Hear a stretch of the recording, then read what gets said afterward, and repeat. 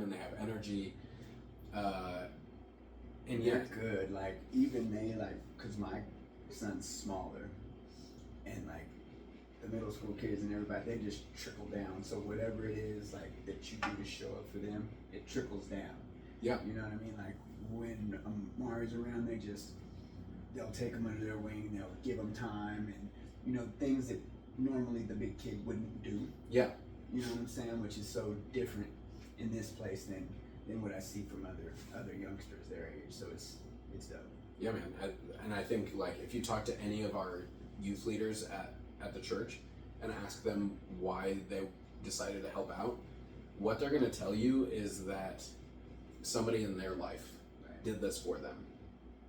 And that's like super consistent across the board in so many different organizations, even outside of the church, is when people show up, it creates other people who want to show up, and that's what it was for me, because I told you about the youth pastors when I was in high school, and my young life leaders. Like my young life leader was the one who did mine and my wife's wedding ceremony for us, and I still stay in touch with him, and he's helped me a lot with my business, and I'm so close with him, and I hope that I can be that for my students even in 10 years, because this is somebody who when I was like 15, 16, having girlfriend issues was there, and now like I'm like, bro, I'm trying to start a business, and he's still there, he's still right there, Right. and I hope that I have students like that in 10 years. I sense a theme here.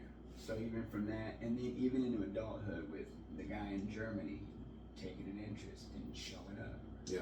And the guy, for me, the random guy just showing up. Low big income, by the way, SEO, marketing guy, dope. But people consistently showing up, like people that, like, this guy plays a mandolin and does these other things, and is not necessarily somebody that it would seem like I would relate to. But then based on a conversation about, family and dynamics and whatever, while I'm cleaning his house, Yeah. he stops and says, "Hey, come here, sit down for a minute. Mm-hmm. I'm looking at your website right here. Yeah. What's going on?" It's just those organic situations just kind of take care of themselves. Yeah.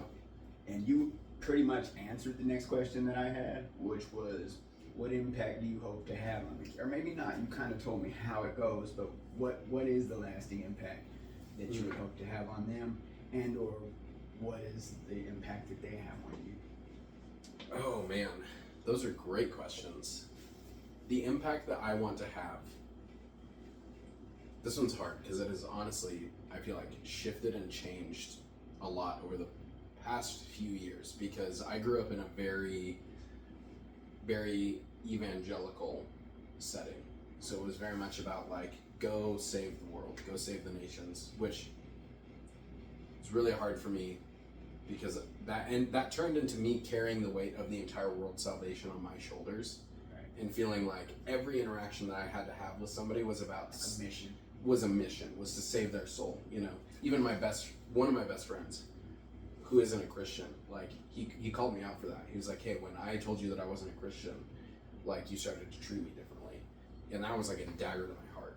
And so, over just the past few years, I've kind of shifted, and it's not about like giving these kids salvation.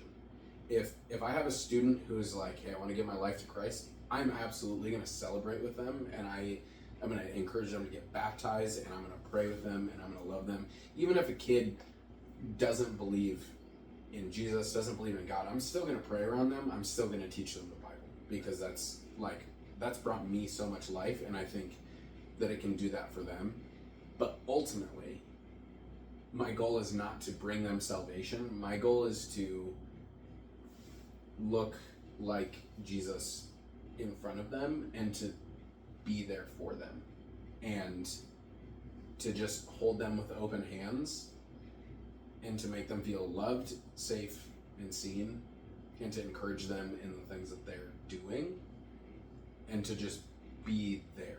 And here's one thing that is crazy about the church, capital C, big church. Right.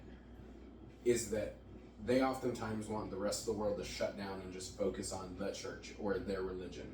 The reality is, when I'm working on my business, when I'm being a barista, like, that's also for my students, because they get to see how I live my life. Not as just like youth pastor Jadon. I'm just Jadon, and I am a barista, and I'm a tattoo artist, and I am figuring out how to build a bus, and I'm a husband, and I'm a friend. Like, all of those things, I have to do them because that is also part of me. Like, my life is all encompassing of those things. I'm not just a youth pastor when I'm a youth pastor, and I want my kids to know that too. So it's my hope is to just give them space in my life and to teach them and lead them and guide them with open hands, not this like controlling, like, okay, you have to believe this, and now you all have to go be missionaries and do this. I'm like, you guys, I just want you to find what brings you life.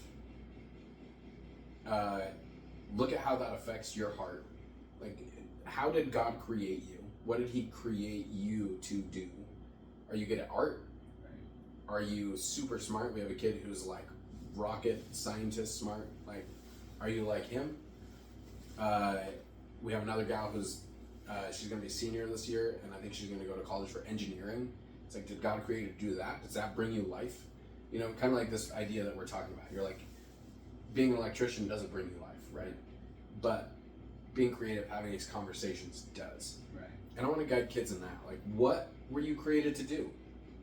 It doesn't have to be a missionary, work at a church for the rest of your life. It's like, no, whatever you do it wholeheartedly and look for the Lord in that. So I just want to like live with them and show them how I live.